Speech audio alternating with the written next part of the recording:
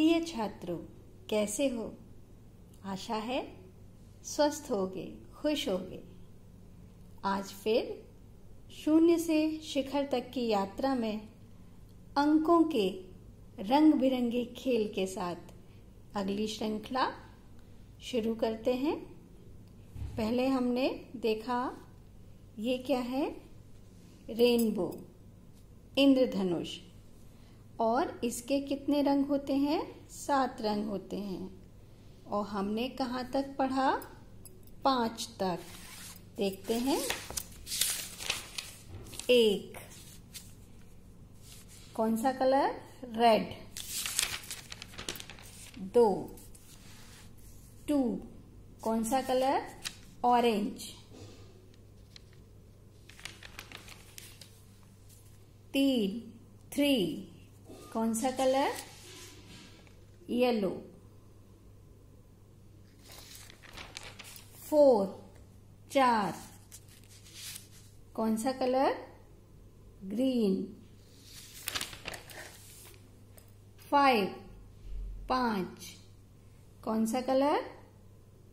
Sky blue. अब इसके बाद अगला, एक हाथ तो पूरा हो गया, अब हमें दोनों हाथ रखने होंगे। देखते हैं। अब फिर से गिनते हैं कि हमने कितने कलर कर दिए, कितनी उंगलियों को रंग दिया।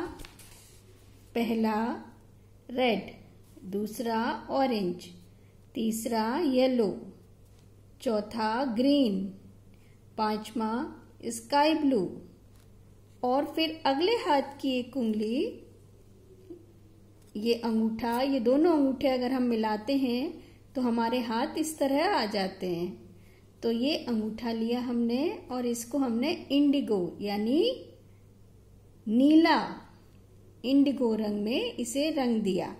अब हम गिनते हैं कि हमारे पास कितने कलर हो गए। गिनते हैं। 1, 2, 3, 4, 5, 6। इधर से गिनते हैं। 1, 2, 3, 4, 5, 6। कितने हो गए? 6। अब 6 को हम कैसे लिखेंगे? ये रहा 6। इसमें क्या करना है आपको? देखो,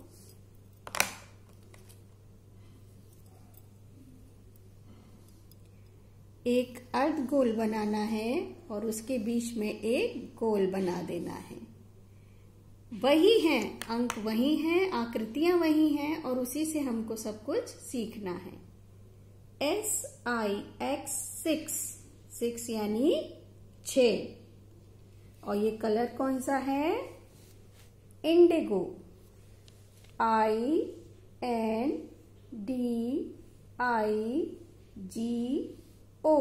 इंडिगो। ये हो गया 6। अब हमने एक और उंगली को कलर किया। अब गिनते हैं कितने हुए। 1, 2, 3, 4, 5, 6, और ये नेक्स्ट 7। ये कौन सा कलर है? Violet colour. कौन सा कलर है? वॉयलेट, जिसे बैगनी कलर बोलते हैं। कौन सा बोलते हैं? बैगनी कलर। अब ये कौन से कलर हुए? Red, orange, yellow, green, sky blue, blue, indigo, violet यानी बैगनी। ये हो गए 7 कलर इंद्रधनुष के। और 7 कैसे बनता है? देखो, 7 यानी 7। एक बार गिने। 1, 2, 3, 4, 5, 6, 7। ये हो गए 7 फिंगर, हमारी काउंट हो गई और कलर हो गई। हाथों में ही इंद्रधनुष आ गया। 7 SEVEN 7 SEVEN 7 मतलब 7। कैसे बनाते हैं इसे? देखो, ये आकृति तुमने सीखी हुई है, जो ट्रायंगल यानी त्रिकोण में से सीखी थी। कौन सा कलर है ये? वॉयलेट, VOILET,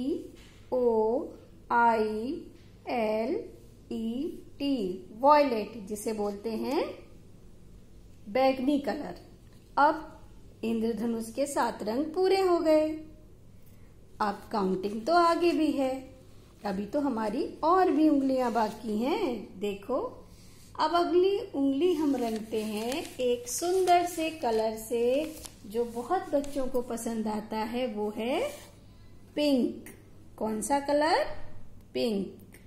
अब इनको काउंट करते, हमने नेक्स्ट जो फिंगर है वो पिंक कलर से कलर की है।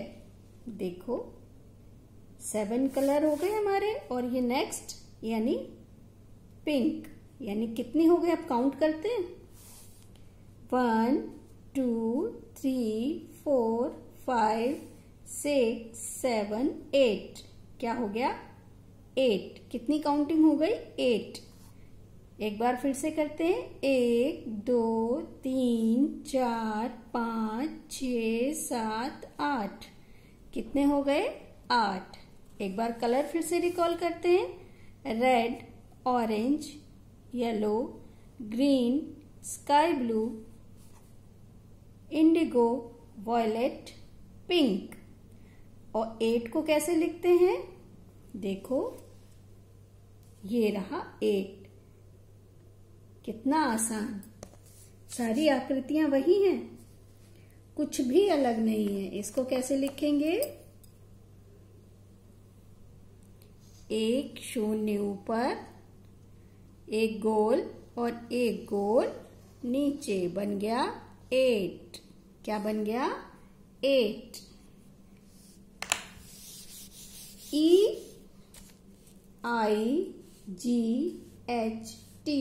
8। EIGHT, 8 यानी 8। क्या बोलते हैं इसे? 8। कौन सा कलर है? PINK, pink. PINK, pink. अब नेक्स्ट हम देखते हैं। अभी तो हमारी फिंगर बाकी है।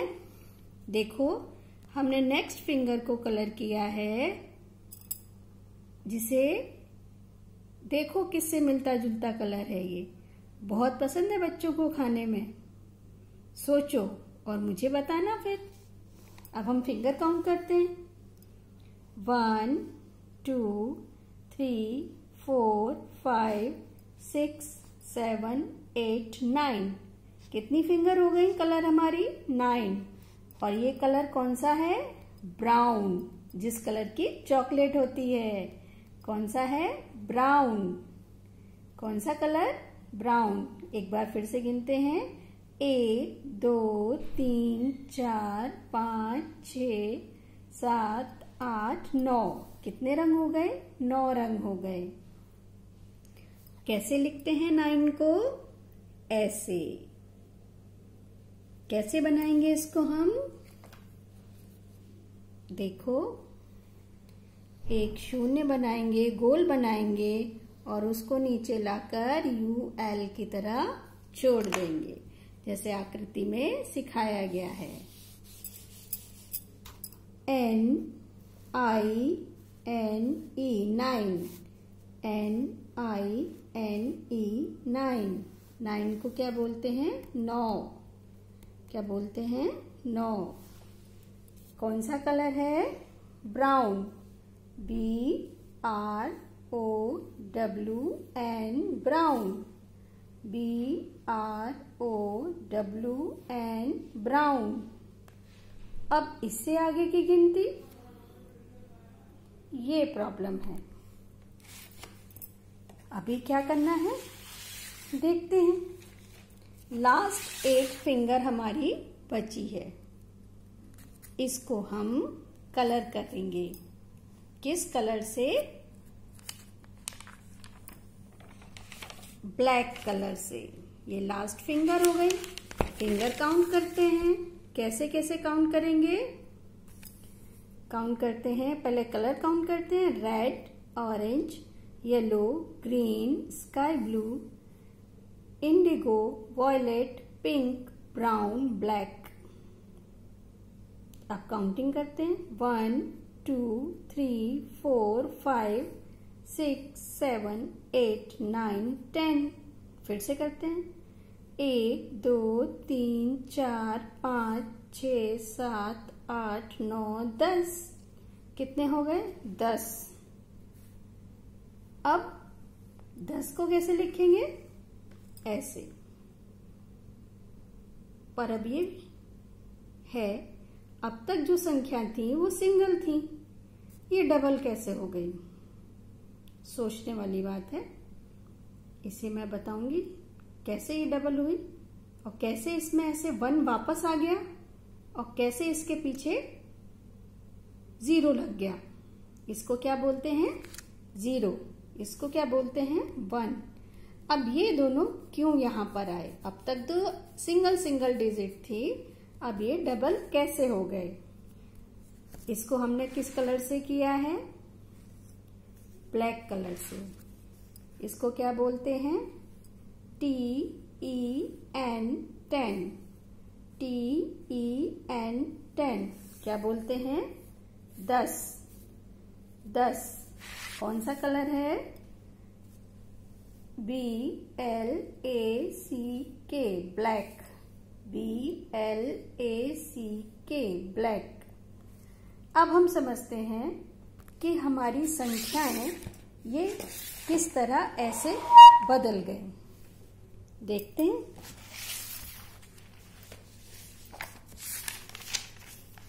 देखो,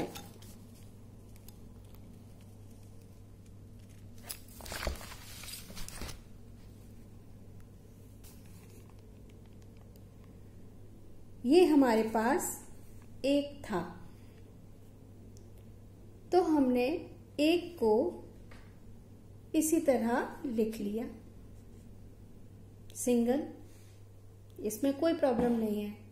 जब आप अकेले हो, सिंगल हम कहीं भी काउंट कर सकते हैं। जो चीज अकेली है उसको हम एक सीधे 1 की तरह दिखा सकते हैं और ये सिंगल हो गया। अगर हमारे पास ऐसी बहुत सारी चीजें कलेक्ट हो जाती हैं, उसको कैसे काउंट करेंगे?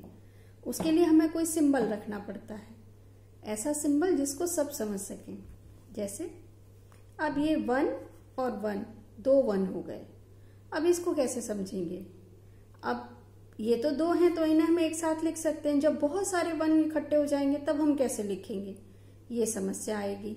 तो पहले जब तक ये 2 1 हैं तो इनको हम इस तरह लिखेंगे, ठीक है। फिर बन गए और बढ़ गए 1 2 3। जब ये 3 हो गए तो इतने सारे लिखने की बजाय हम केवल ये सिंबल बनाएंगे, तो ये हो गया 3। उसके बाद फिर हो गए 1 2 3 4। अब ये हो गए इतने लिखने की बजाय हम ये लिखेंगे 4। अब आ गया 5। 1 2 3 4 5। इतने 1 बनाने की बजाय हम लिख देंगे 5। अब 6। 1 2 3 4 5 6। इतने 1 बनाने की बजाय हम यहाँ 6 लिख देंगे। इस तरह इसको रिप्रेजेंट करेंगे। अब 7। 1 2 3 4 5 6 7। इसको हम इस तरह रिप्रेजेंट करेंगे और हमने इनको कलर भी दिए हैं। पहली बार रंगीन हुई है अंकों की दुनिया। अब 8। 1 2 3 4 5 6 7 8। ये हम इसको इस तरह रिप्रेजेंट करेंगे। अब 9। 1 2 3 4 5 6 7 8 9। इसको हम इस तरह रिप्रेजेंट करेंगे। अब 10। अब हमारे पास हो गई संख्या ज्यादा। 1 2 3 4 5 6 7 8 9 10। अब इनको एक साथ लिखना होगा। अब एक साथ लिख करके इनको कैसे काउंट करेंगे? संख्या हमारे पास 9 तक की डिजिट थी। अब हमने क्या किया, इसको एक काले धागे से गोल बांध दिया। ये बन गया एक। क्या बन गया? एक। इसमें से हमने एक ले लिया और जो हमने इसको रिंग से बांधा है उसका सर्कल ले लिया, तो हमारा ये प्रेजेंट हो गया 10। क्योंकि हमें किसी भी चीज को प्रेजेंट करने के लिए सिंबल की जरूरत होती है, वो ऐसे सिंबल होने चाहिए जो सभी लोग उसको माने और सभी लोग उसका उसी तरह बनाएं, जिससे कि सब एक दूसरे की लैंग्वेज और चीजों को समझ सकें। इसलिए हमने क्या किया, इसको ऐसे कर दिया, तो ये बन गया 10। 10 का मतलब है कि जो 1 है वो कितने हैं? कितने 1 हैं? ये जो 1 का सिंबल हमने दिया है आगे, ये 1 कितने हैं? जिसके पीछे 0 लग जाए तो यानी कि इसके अंदर 10 1 हैं। काउंट करेंगे 1 2 3 4 5 6 7 8 9 10। यानी जो 10 1 का जो इकट्ठा हमने किया है, इकट्ठा एक गट्ठर बनाया है, उसका मतलब हम इसको इस तरह रिप्रेजेंट करेंगे कि 1 के पीछे अगर 0 लगा है तो इसका मतलब है कि यहाँ 10 है। यानी कि 9 में 1 प्लस करके 10 इकट्ठे जब रखे जाते हैं तो एक बंडल बन जाता है, जिसमें से उसमें से एक 1 निकाल लिया जाता है और उसको जिससे बांधते हैं उस 0 को, गोल को निकाल के इस तरह रिप्रेजेंट कर सकते हैं। ये बच्चों के समझने के लिए है, क्योंकि उनका भी लॉजिकल माइंड काम करता है कि ये यहाँ पर क्यों, ये कैसे। इसके आंसर के लिए हम बच्चों को इस तरह समझा सकते हैं कि हमने एक बंडल लिया जिसमें 10 चीजों को बांधा, उसमें से एक को निकाल के रिप्रेजेंट के लिए और उससे जिससे हमें बांधा उसको हमने पीछे गोल रख दिया। यानी इसका मतलब ये हुआ कि उसके अंदर ऐसी ही 10 चीजें बंधी हुई हैं या रखी हुई हैं, या उसकी पावर 10 है, ऐसे समझ सकते हैं। अब हम देखेंगे कि हमें पेरेंट्स को किस तरह काम कराना है, वो भी देखना जरूरी है। इस तरह 6 बनाएंगे और उसके अंदर कलर या पेन पेंसिल से बच्चों के हाथों को घुमा करके उनको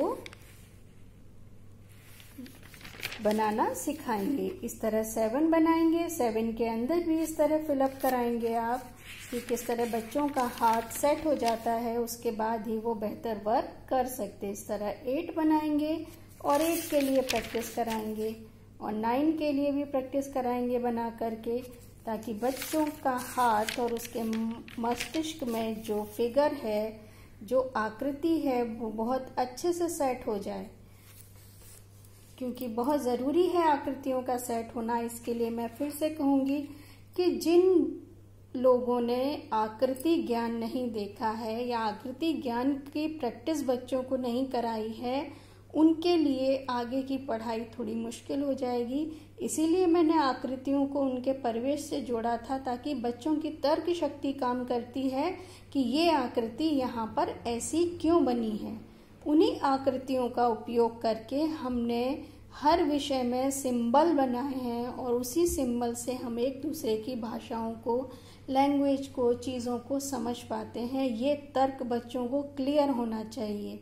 कुछ बच्चे आप बताते हो वैसे ही उस चीज़ को एज इट इज समझ जाते हैं और मान लेते हैं, पर कुछ बच्चे तर्क से उसको समझना चाहते हैं। तो हमें हर तरीके से बच्चे को सेटिस्फाई करना बहुत ज़रूरी होता है। और रंगों के प्रयोग से क्या होगा कि बच्चों के मस्तिष्क में रंगों से उनकी फिगर और उनकी जगह कि कौन सी जगह पर किस रंग का है, तो वो एक फिक्स हो जाएगा और वो कभी भी उस चीज़ को भूलेंगे नहीं। क्योंकि रंगों की दुनिया अगर नाम से भी बच्चा भूल जाएगा तो रंग की पहचान से भी उस चीज़ को नहीं भूलेगा, क्योंकि रंग हमारे चारों तरफ बिखरे हुए हैं। अब हम देखते हैं गृह कार्य क्या देना है।